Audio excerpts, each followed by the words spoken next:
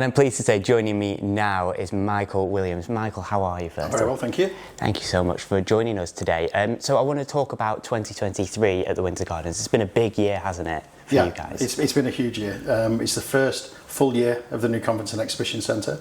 So a £33 million investment towards the east of the Winter Gardens, a brand new facility, state-of-the-art, 1,700 capacity. So that's been our new ticket for 2023, but some of the shows and the returning events, of course, Blackpool Dance Festival, that we do annually, have just grown and grown again this year post-COVID.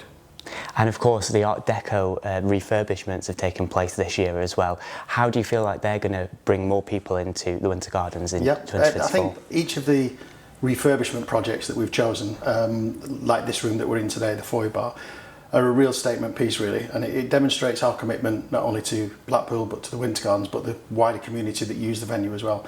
And I think it's fair to say for many years the Winter Gardens did suffer neglect, because of the investment that was required. But since the building came into council ownership in 2010, Beckel, our Blackpool Entertainment Company Limited, was formed in 2014, and as you say, this year we've just finished a £1.7 million capital expenditure. Some things behind the scenes that the guests and clients don't see, new boilers and air conditioning and things like that, but when you make a room like this, then people just love it. And areas like the lounge, the new lounge off Floral Hall as well, the Floral Lounge there, 7 or 8 years ago that was an amusement arcade. It was like any other amusement arcade in Blackpool. It wasn't conducive with what we were trying to achieve. We turned it into a coffee shop first of all, reinstated the beautiful 1939 architecture, and then this year converted it into a multifunctional space with a bar as well. So, and that's been a great initiative, and the clients love that room. And how essential are these refurbishments, do you think, for going into 2024 and beyond? Oh, absolutely essential.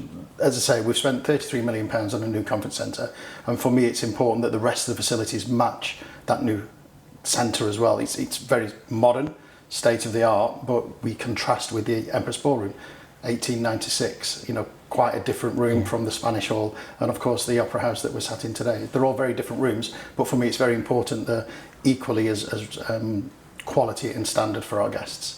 And we've just touched on it, 2024, what can we look forward to here at the Winter Gardens? Yeah, well, in 24 we start, I think it's the 4th to the 7th, with Champions of Tomorrow, which is a new event that we took over a couple of years ago, and that's for new dancers coming into ballroom and Latin dancing in sequence as well. And this year demand is so great that we're going to use the conference centre as well, so it'll be a multi-room event for the first time in its history. We then have the return of the Pigeon Fancies Festival. It's a mouthful, that one. But again, such an important event for all of the businesses in Blackpool. It's always the third weekend in January. It's normally wet, it's normally windy, but 8,000-9,000 pigeon fanciers will be here in Blackpool spending the money across the hotels and what have you as well. And then the sequence of events starts with magicians, aerobics, European Dance Championship in April for Easter, and then running into the May Festival. Of course, the return of the PDC World Match Play, the Rebellion Festival, huge punk festival that many people know in Blackpool. It's a fantastic week. And then in addition to that, shows in the theatre as well. We've seen some shows that are coming back for the first time. We actually went on sale with Only Fools and Horses, which is on tour in 2025, so we've obviously booked that for 2025. We've got Kaiser Chiefs returning for a one-nighter in the Empress Ballroom, and to culminate the theatre shows at 2024, Chitty Chitty Bang Bang will run as well, which is a fantastic show. We went on sale last week, and advance sales already 12 months out are very encouraging.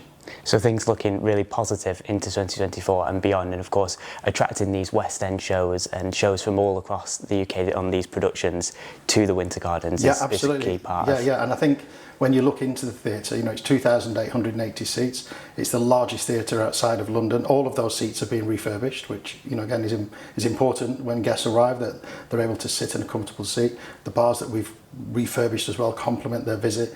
And of course the back of house facilities are equally important for the guests and the artists. We want our artists to come to Blackpool and remember, actually, it's fantastic playing the Opera House, as they do in the Empress Ballroom. So it's so important. And for Blackpool as well, for the early evening economy, all of the people who come into the town centre either arrive on a bus, in a taxi, they drive and pay car parking, or they're staying over, eating in restaurants, cafes and bars as well. So the economic benefit generated from the Winter Gardens in 2024 will exceed £100 million. Wow, that's incredible stats. Well, thank you so much, Michael, for coming and joining us today. And we look forward to seeing what comes in 2024. Yeah, that's great. Thank you.